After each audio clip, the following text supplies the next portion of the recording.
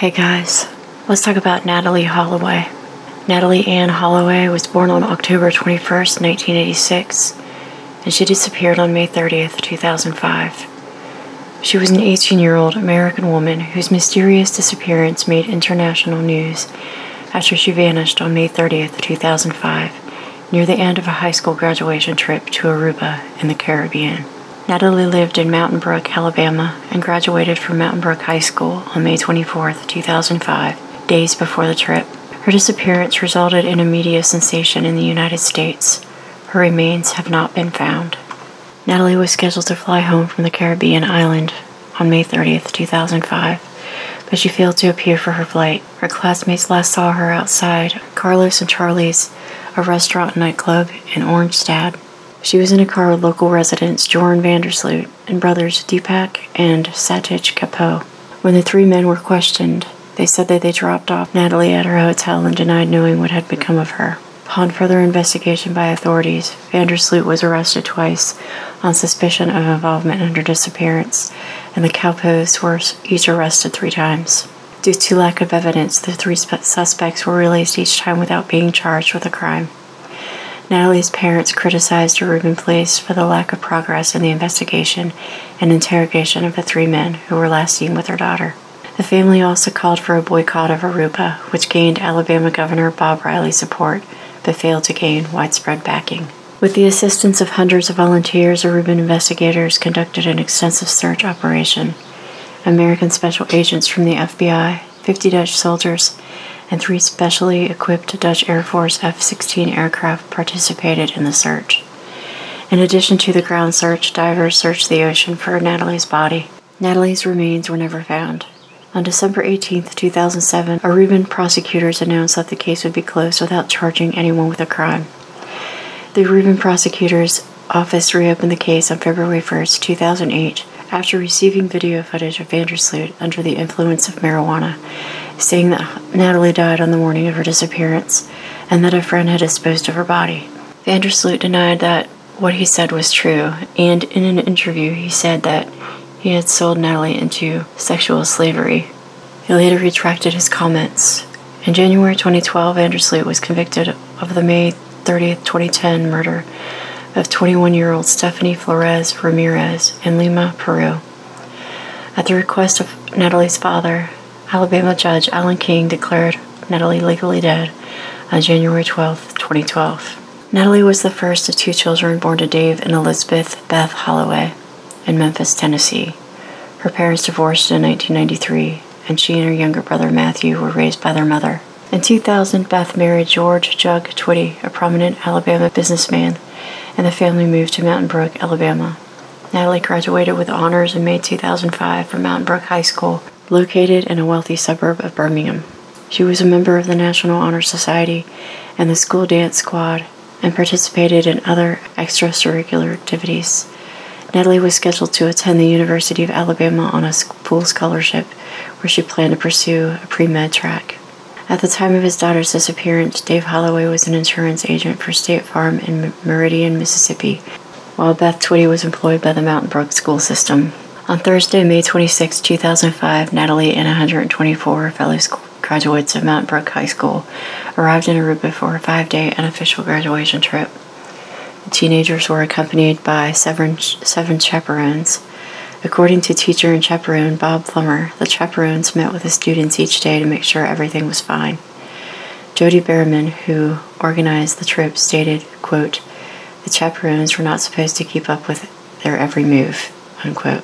Police Commissioner Gerald Dompig, who headed the investigation from mid-2005 until 2006, stated that the Mountain Brook students engaged in, quote, "wild partying, a lot of drinking, lots of room switching every night. We know the Holiday Inn told them they weren't welcome next year. Natalee, we know, she drank all day, every day. We have statements she started every morning with cocktails, so much drinking that Natalee didn't show up for breakfast 2 mornings, unquote." 2 of Holloway's classmates, Liz Kane and Claire Fearman, quote, agreed that the drinking was kind of excessive, unquote. Natalee was last seen by her classmates around 1:30 a.m. on Monday, May 30th, as she was leaving the Oranjestad bar and nightclub, Carlos and Charlie's. She left in a car with 17-year-old Joran Vandersloot a Dutch honors student who was living in Aruba and attending the International School of Aruba, and his two Surinamese friends, brothers 21-year-old Deepak Kapo, the owner of the car, and 18-year-old Satish Kapo. Natalee was scheduled to fly home later that day, but she did not appear for her return flight. Her package luggage and her passport were found in her Holiday Inn room.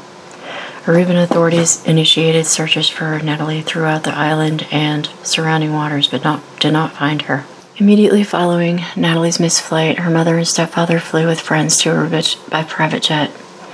Within 4 hours of landing on the island, the Twitties presented the Aruban police with the name and address of Vandersloot, who was the person with whom Natalee left the nightclub. Beth stated that Vandersloot's full name was given to her by the night manager at the Holiday Inn, who supposedly recognized him on a videotape. The Twitties and their friends went to the Vandersloot home with two Aruban policemen to look for Natalee. Vandersloot initially denied knowing Natalee's name, but he then told his story corroborated by Deepak Kapo, who was present in the house. Vandersloot stated that they drove Natalee to the California Lighthouse area of Arashi Beach because she wanted to see sharks. They later dropped Natalee off at her hotel at around 2 a.m. According to Vandersloot, Natalee fell down as she exited the car but refused his help. He stated that as he and Kapo were driving away, Natalee was approached by a dark man in a black shirt similar to those worn by security guards. The search and rescue efforts for Natalee began immediately. Hundreds of volunteers from Aruba and the United States joined in the effort. During the first days of the search, the Aruban government gave thousands of civil servants the day off to participate in the rescue effort. 50 Dutch Marines conducted an extensive search of the shoreline. Aruban banks raised $20,000 and provided other support to aid volunteer search teams. Beth Twitty was provided with housing, initially at the Holiday Inn, where she coincidentally stayed in the same room her daughter had occupied. She subsequently stayed at the presidential suite of the nearby Wyndham Hotel. Reports indicated that Natalee did not appear on any nighttime surveillance camera footage of the hotel lobby. However, Twitty has made varying statements as to whether the cameras were operational that night. According to an April 19, 2006 statement made by Twitty, the video cameras at the Holiday Inn were not functioning the night Natalee vanished. Twitty has made other statements indicating that they were working, and has stated so in her book.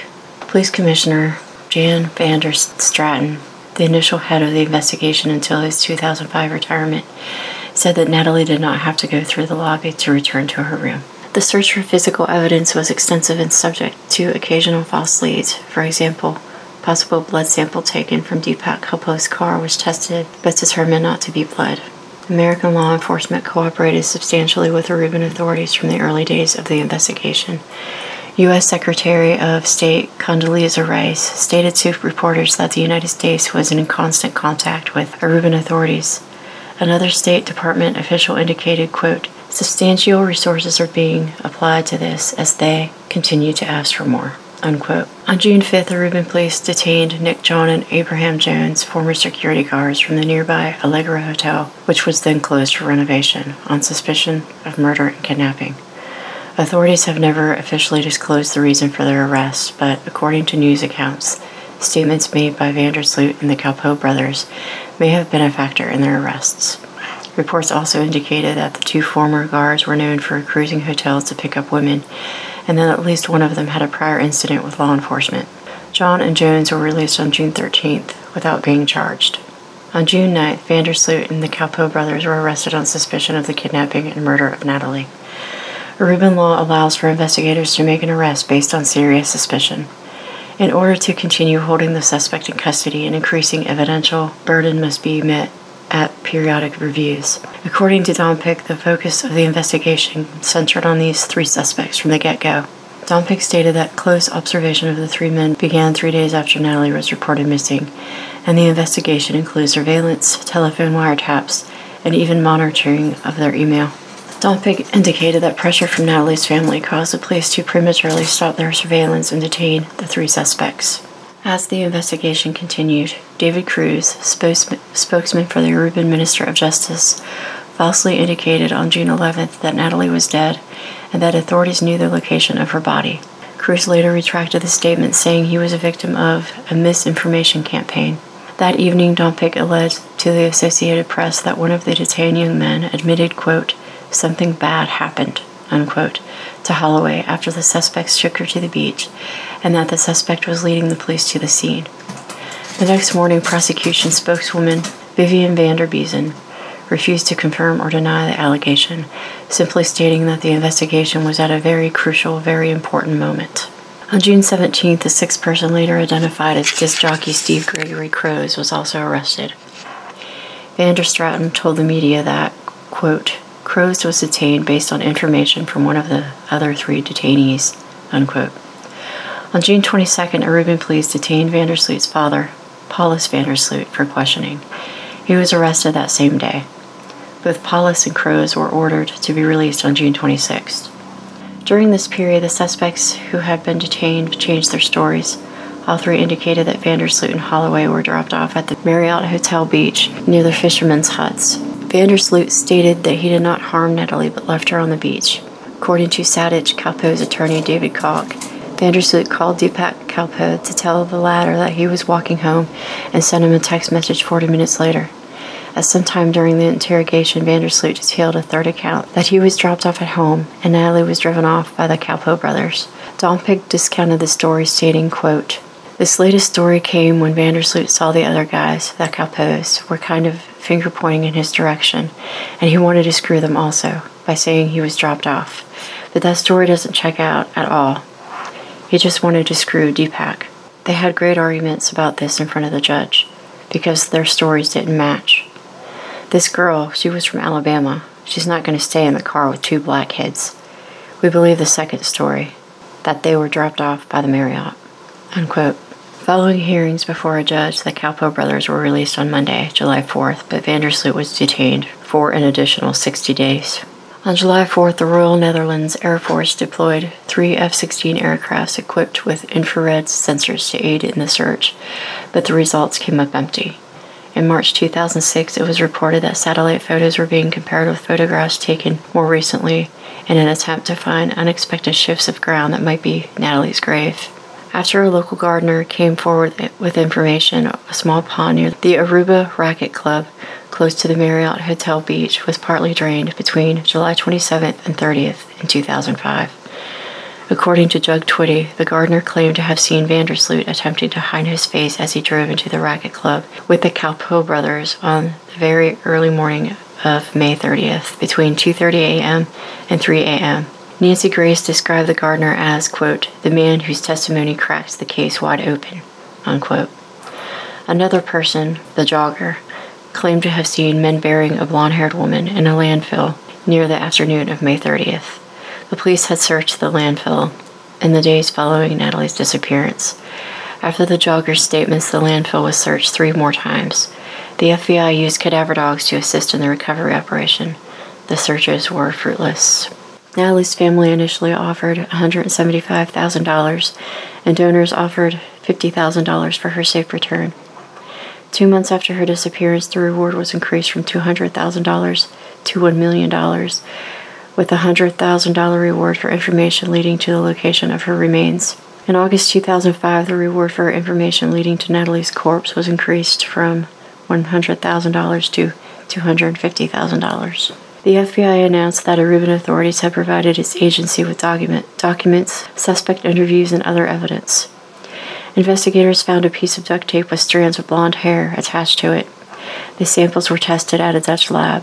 A group from the Aruban Police and Prosecutor's Office then traveled to the FBI Central Laboratory at Quantico, Virginia, to consult with American investigators. The hair samples were then tested a second time. The FBI announced that the hair samples did not belong to Natalee. The Kalpo brothers were rearrested on August 26 along with another new suspect, 21-year-old Freddie Arambitzis. Arambitzis' lawyers said that his client was suspected of taking photographs of an underage girl and having inappropriate physical contact with the same girl. This incident allegedly occurred before the Holloway disappearance. His friends Vandersloot and the Kalpo brothers were supposedly involved in the incident. Vandersloot's mother, Anita Vandersloot, stated, quote, "It's a desperate attempt to get the boys to talk, but there is nothing to talk about," unquote. While no public explanation was then made for the Kalpo arrest, Dompig later said that it was an unsuccessful attempt to pressure the brothers into confessing. On September 3rd, the 4 detained suspects were released by a judge despite the attempts of the prosecution to keep them in custody. The suspects were released on the condition that they remain available to police. On September 14th, all restrictions on them were removed by the Combined Appeals Court of the Netherlands, Antilles, and Aruba. In the months following his release, Vandersloot gave several interviews that explained his version of events. The most notable interview was broadcast on Fox News over 3 nights in March 2006. During the interview, Vandersloot indicated that Natalee wanted to have sex with him, but he did not because he didn't have a condom. He stated that Natalee wanted him to stay on the beach, but that he had to go to school in the morning. According to Vandersloot, he was picked up by Satish Kalpoe at about 3 a.m. and left Natalee sitting on the beach. In August 2005, David Kaw, Kalpoe's attorney, stated that his client had gone to sleep and had not returned to drive Vandersloot home. Vandersloot stated that he was somewhat ashamed to have left a young woman alone on the beach, albeit by her own request, and related that he was not truthful at first because he was convinced that Natalee would soon turn up. In January 2006, the FBI and Aruban authorities interviewed, or in some cases re-interviewed, several of Natalee's classmates in Alabama. On January 17th, Aruban police searched for Natalee's body in sand dunes on the northwest coast of Aruba, as well as areas close by Marriott Beach. Additional searches took place in March and April 2006 without result.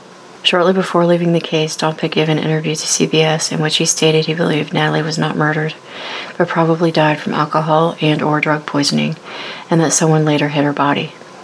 Dompick also stated that Aruba had spent about $3 million on the investigation, which was about 40% of the police operational budget. Dompick indicated that there was evidence that pointed to possession of illicit drugs by Natalee. Members of Holloway's family have denied that she used drugs. On April 11, 2006, Dave Holloway published a book co-authored with R. Stephanie Good and Larry Garrison called Aruba, The Tragic Untold Story of Natalee Holloway and Corruption in Paradise, that recounted the search for his daughter. On April 15, 2006, Jeffrey Van Kromvoort was arrested by Aruban authorities on suspicion of criminal offenses related to dealing in narcotics, which, according to the prosecutor, might have been related to the disappearance of Natalee. At his first court appearance, his detention was extended by 8 days. He was released, however, on April 25th. In addition, another individual with initials AB was arrested on April 22nd, but was released the same day.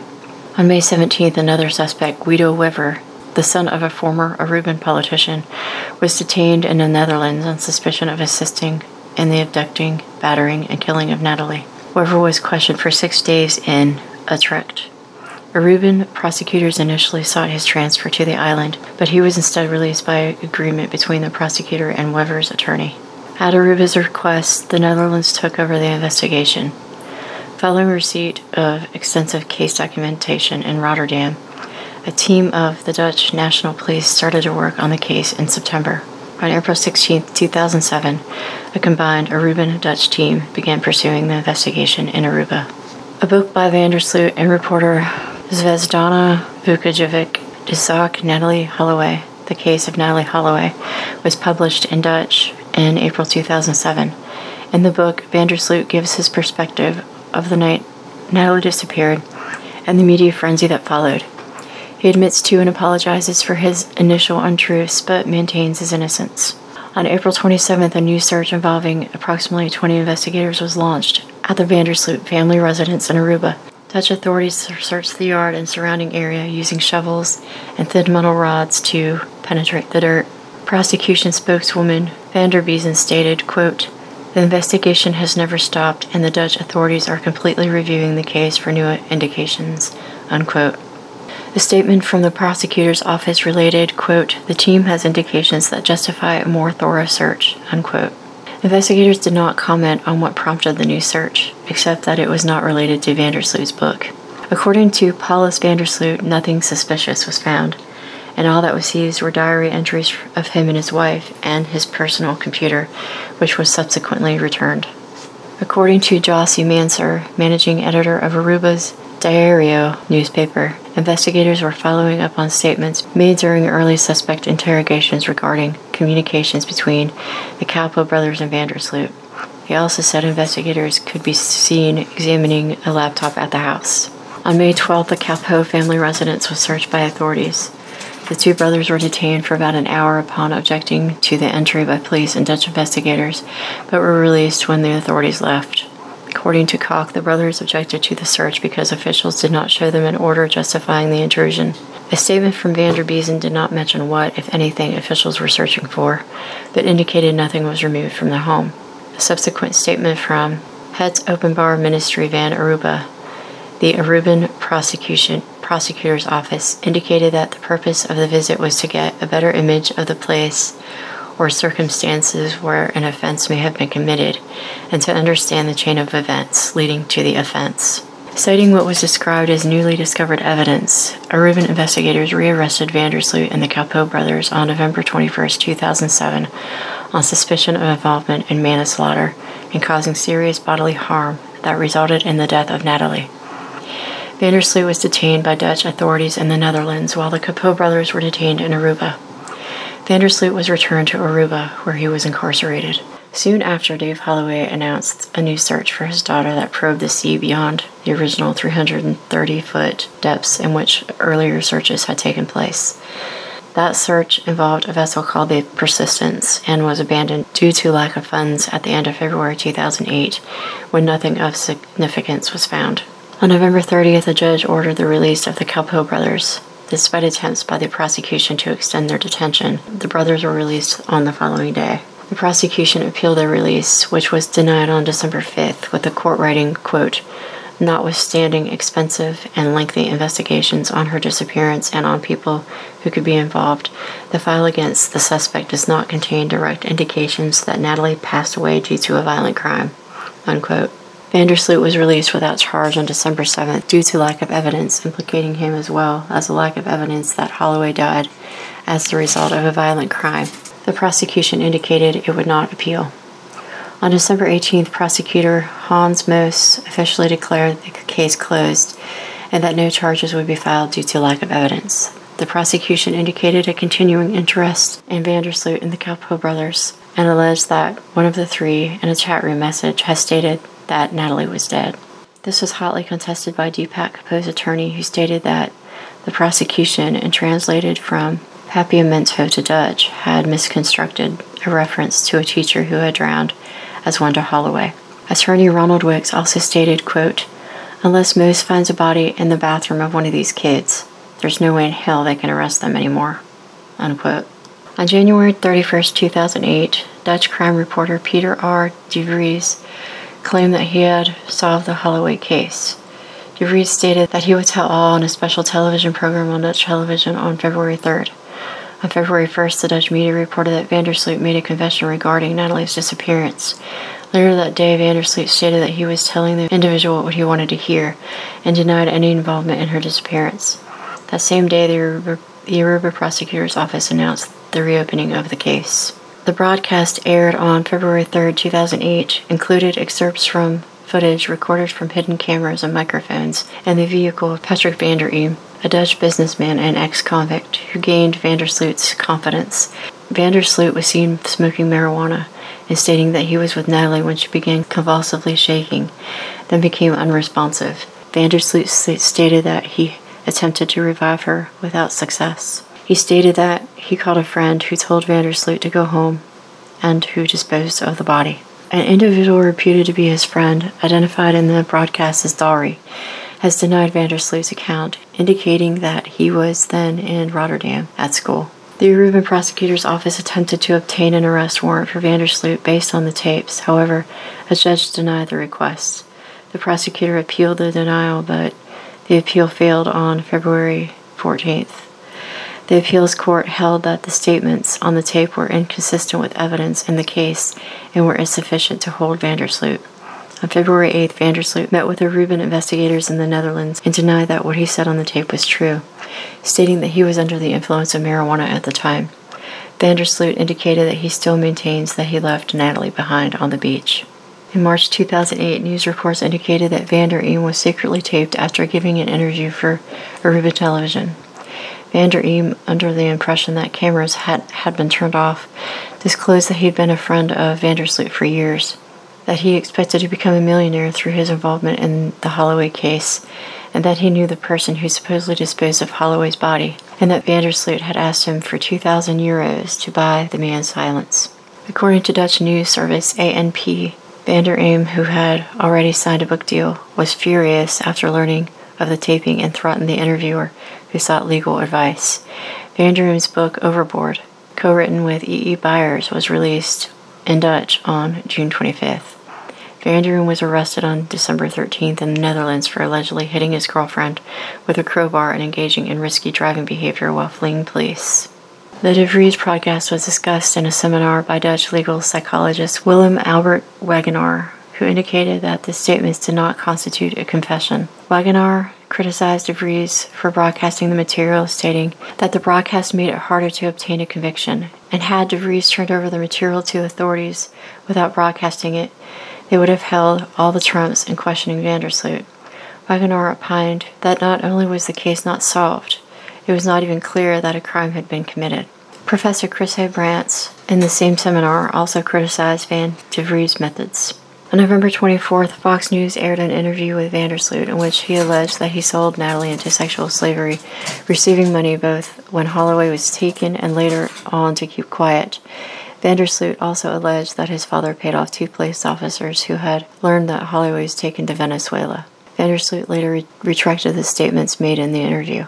Fox News also aired part of an audio recording provided by Vandersloot, which he alleged is a phone conversation between him and his father, in which the father displays knowledge of his son's purported involvement in human trafficking. According to most, this voice heard on the recording is not that of Paulus or Vandersloot. The Dutch newspaper De Telegraaf reported that the father's voice is almost certainly that of Joran Vandersloot himself, trying to speak in a lower tone. Paulus passed away of a heart attack on February 10th, 2010. On March 20th, 2009, Dave Holloway transported a search dog to Aruba to search a small reservoir in the northern part of the island. The reservoir was previously identified by a supposed witness as a possible location of Natalee's remains. Aruban authorities indicated that they had no new information in the case, but that Holloway had been given permission to conduct the search. February 23, 2010, it was reported that Vandersloot had stated in an interview that he had disposed of Natalee's body in a marsh on Aruba. New Chief Prosecutor Peter Blanken indicated that authorities had investigated the latest story and had dismissed it. Blanken stated that the locations, names, and times he gave just did not make sense. In March 2010, underwater searches were conducted by Aruban authorities after an American couple reported that they were snorkeling when they photographed what they thought might be human skeletal remains, possibly those of Holloway. Aruban authorities sent divers to investigate, but no remains were ever recovered. On March 29, 2010, Vandersloot contacted John Q. Kelly, Beth Twitty's legal representative, with an offer to reveal the location of Natalee's body and the circumstances surrounding her death, if he were given advance of US $25,000 against a total of $250,000. After Kelly notified the FBI, they arranged to proceed with the transaction. On May 10th, Vandersloot had a $15,000 wire transferred to his account in the Netherlands, following the receipt of $10,000 in cash that was videotaped by undercover investigators in Aruba.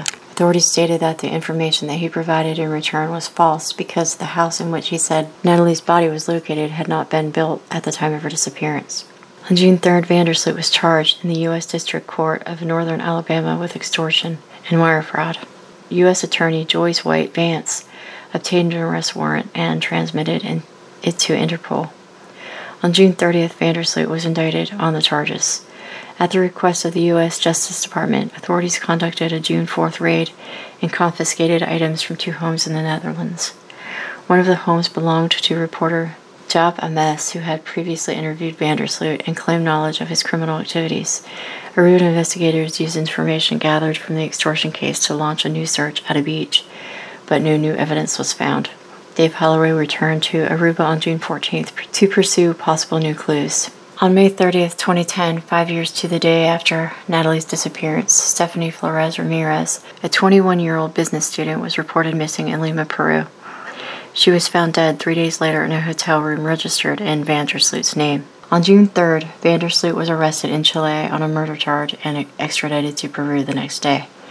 On June 7th, Peruvian authorities said that Vandersloot confessed to killing Flores after he lost his temper because she accessed his laptop without permission and found information linking him to Holloway. Police Chief Cesar Guardia related that Vandersloot told Peruvian police that he knew where Holloway's body was and offered to help Peruvian authorities find it. However, Guardia stated that the interrogation was limited to their case in Peru and that questions about Natalee's disappearance were avoided. On June 11th, Vandersloot was charged in Lima Superior Court with first-degree murder and robbery. On June 15th, Aruban and Peruvian authorities announced an agreement to cooperate and allow investigators from Aruba to interview Vandersloot at Miguel Castro prison in Peru. In a September 2010 interview from the prison, Vandersloot reportedly admitted to the extortion plot, stating, quote, "I wanted to get back at Natalee's family. Her parents have been making my life tough for 5 years," unquote. On January 11, 2012, Vandersloot pleaded guilty to murdering Flores and was sentenced to 28 years in prison. In June 2011, 6 years after Natalee's disappearance, Dave Holloway filed a petition with the Alabama courts to have his daughter declared legally dead. The papers were served on his ex-wife Beth Twitty, who announced her intention to oppose the petition. A hearing was held on September 23, 2011, at which time probate judge Alan King ruled that Dave Holloway had met the requirements for a legal presumption of death. On January 12, 2012, a second hearing was held, after which Judge King signed the order declaring Natalee Holloway to be dead. On November 12, 2010, tourists found a jawbone on an Aruban beach near the Phoenix Hotel in Bubali Swamp. Preliminary examination by a forensic expert determined that the bone was from a young woman. A part of the bone was sent to The Hague for testing by the Netherlands Forensic Institute.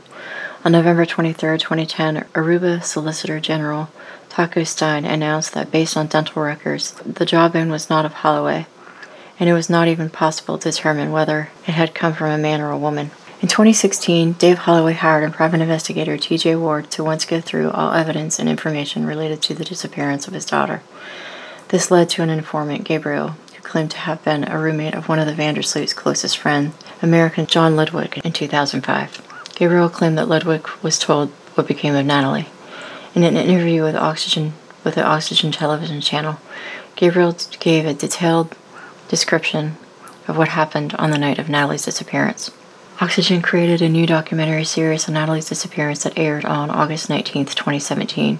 Using Gabriel's information, the investigator had found what appeared to be human bones.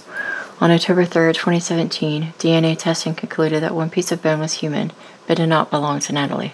On the show, Ludwig claimed to have helped Vandersloot dig up, smash, and cremate Holloway's bones in 2010. In February 2018, Elizabeth Holloway sued the producers, alleging this and other claims are fictional and harmfully lurid, and that she was misled into providing a DNA sample for comparison without being made aware of plans for a show. In March 2018, Ludwig was stabbed to death by a woman he tried to kidnap. The Twitties and their supporters criticized the perceived lack of progress by Aruban police. The Twitties' own actions in Aruba were also criticized, and the Twitties were accused of actively stifling any evidence that might impugn Holloway's character by asking her fellow students to remain silent about the case and using their access to the media to push their own version of events. The Twitties denied this. In televised interviews and in a book, Beth Twitty alleged that Vandersloot and the Capot brothers knew more about Natalee's disappearance than they have told authorities, and that at least one of them as aid or her daughter. On July 5, 2005, following the initial release of the Capots, Twitty alleged, quote, "2 suspects were released yesterday who were involved in a violent crime against my daughter," unquote, and referred to the Capots as criminals. A demonstration involving about 200 Arubans took place that evening outside the Oranjestad courthouse. The protesters were angry over Twitty's remarks, with signs reading, "Innocent until proven guilty," and "Respect our Dutch laws or go home." Satich Capot's attorney threatened legal action and described Twitty's allegations as prejudicial, inflammatory, libelous, and totally outrageous. On July 8, 2005, Twitty wrote a statement that said her remarks were fueled by despair and frustration, and that she apologized to the Aruban people and to the Aruban authorities if I or my family offended you in any way. In her 2000 book, Loving Natalee, A Mother's Testament of Hope and Faith, Twitty wrote that, quote, "What we want justice, and we have to recognize the fact that, this crime has been committed on the island of Aruba, and we know the perpetrators. We know it's these suspects, Deepak and Satish Kalpoe and Jordan Vandersloot. And we just have to, though, keep going, Nancy, because the only way we will get justice for Natalee is if we do keep going. I mean, if we give up, absolutely nothing will happen. Nothing." Unquote. Following the airing of the De Vries program on Dutch television, Twitty adhered to the position that the tapes represented the way events transpired and told the New York Post that she believes her daughter might still be alive if Vandersloot had called for help. She contended that Vandersloot had dumped Natalee's body, possibly alive, into the Caribbean Ocean. Twitty also alleged that the person Vandersloot supposedly called that evening was his father, Paulus, who, according to Twitty, orchestrated what to do next. Holloway's parents alleged that Vandersloot was receiving special legal favors. After the court decision not to rearrest Vandersloot was affirmed, Twitty stated, quote, "I think that what I do take comfort in, his life is a living hell." Later adding, "I'd be good with a Midnight Express prison anywhere for Jordan," unquote. In response to her daughter's disappearance, Twitty found the International Safe Travels Foundation, a nonprofit organization designed to inform and educate the public to help them travel more safely as they travel internationally. In May 2010, she announced that the Natalee Holloway Resource Center would open at the National Museum of Crime and Punishment. Located in Washington, D.C., the center opened on June 8th to aid families of missing people. Holloway's family initially discouraged a travel boycott of Aruba, but this changed by September 2005. Twitty urged that people not travel to Aruba and other Dutch territories because of what she stated were terrorist safety issues. In a November 8, 2005 news conference, Governor Bob Riley said, and the Holloways urged Alabamians and others to boycott Aruba. Riley also wrote to other United States governors seeking their support. The governors of Georgia and Arkansas eventually joined in the call for a boycott. Philadelphia City Council voted to ask the Pennsylvania Governor, Ed Rendell, to call for a boycott. Rendell did not do so, and no federal support was given. The boycott was supported by some of Alabama's congressional delegation, including both senators and Representative Spencer Bachus, who represents Mountain Brook. Senator Richard Shelby voiced his support for the boycott in a letter to the American Society of Travel Agents. Shelby stated, quote, "For the safety, security, and well-being of our citizens, I do not believe that we can trust that we will be protected while in Aruba," unquote. Prime Minister Aduber stated that Aruban investigators have done their best to solve the case and responded to the call for boycott, quote, "This is a preposterous and irresponsible act. We are not guerrillas. We are not terrorists. We don't pose a threat to the United States, nor to Alabama," unquote. Members of the Aruba Hotel and Tourism Association, the Aruba Tourism Authority, the Aruba Hospitality and Security Foundation, the Aruban Chamber of Commerce, and government figures, including Public Relations Representative Ruben Trapenberg, formed an Aruba Strategic Communications Task Force to respond collectively to what they perceived to be unfounded and/or negative portrayals of the island. The group issued press releases and sent representatives to appear in the news media. They joined the Aruban government in opposing the calls for a boycott of the island. On September 15, 2005, the Dr. Phil television show showed parts of a hidden camera interview with Deepak Kalpoe, in which he seemingly affirmed a suggestion that Natalee had sex with all three men. The taping had been instigated by Jamie Skeeters, a private investigator. When the tape was broadcast, the news reports indicated an expectation of a rearrest, which Don Pig termed a strong possibility if the tapes were legitimate. Aruban police subsequently provided a fuller version of the relevant part of the tape in which Kalpoe's response differed from the Dr. Phil version, apparently due to editing that may have altered the meaning of what was said. An unofficial Aruban-affiliated spokesperson and commentator of the case said that the uncut videotape showed that Kalpoe had shaken his head and said no, she didn't, thereby denying that Holloway had sex with him and the other two men. According to an MSNBC report, the crucial words are inaudible, and presenter Rita Cosby questioned if it could be substantiated that Kalpoe had ever made the statements attributed to him in the Dr. Phil version of the recording. In 2006, the Kalpoes filed a slander and libel suit against Skeeters, who passed away in January 2007, and Dr. Phil in Los Angeles, California. Holloway's parents responded by filing a wrongful death lawsuit against the Kalpoes in the same venue. The wrongful death suit was dismissed for lack of personal jurisdiction on June 1, 2007. The libel and slander case was initially set for trial on October 12, 2011, but was later set for April 2015.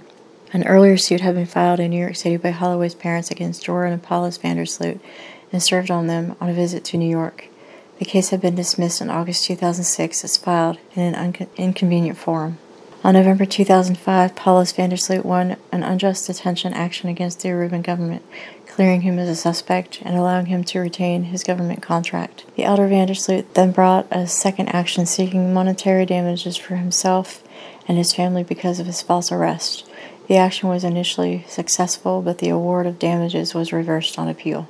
On April 19, 2009, LMN aired Natalee Holloway, a television film based on Twitty's book Loving Natalee, starring Tracy Pollan as Beth Twitty, Grant Show as Jug Twitty, Amy Gumenick as Holloway, and Jock Stridham as Vandersloot. The film retells events leading up to the night of Holloway's disappearance in 2005 and the ensuing investigation in the aftermath. It was shot in South Africa. The movie stages recreations of various scenarios based on the testimony of key players and suspects, including Vandersloot. The broadcast of the film attracted 3.2 million viewers, garnering the highest television ratings in the network's 11-year history. Although it set ratings records for Lifetime, the movie received mixed reviews from critics. Alec Harvey of the Birmingham News called the movie, quote, sloppy and uneven, a forgettable look at the tragedy that consumed the nation's attention for months, unquote. However, Jake Meany of Pop Matters found the filming surprisingly, quote, calm and level-headed, unquote, and praised Pollan's portrayal of Holloway's mother. Follow-up film, Justice for Natalee Holloway, aired in mid-2011 on LMN. This film picks up in 2010 on the 5-year anniversary of Holloway's disappearance. In an episode of Vanished with Beth Holloway, Beth recounted the story of Natalee's disappearance, which is reenacted for the show. As of right now, Natalee's remains have never been found.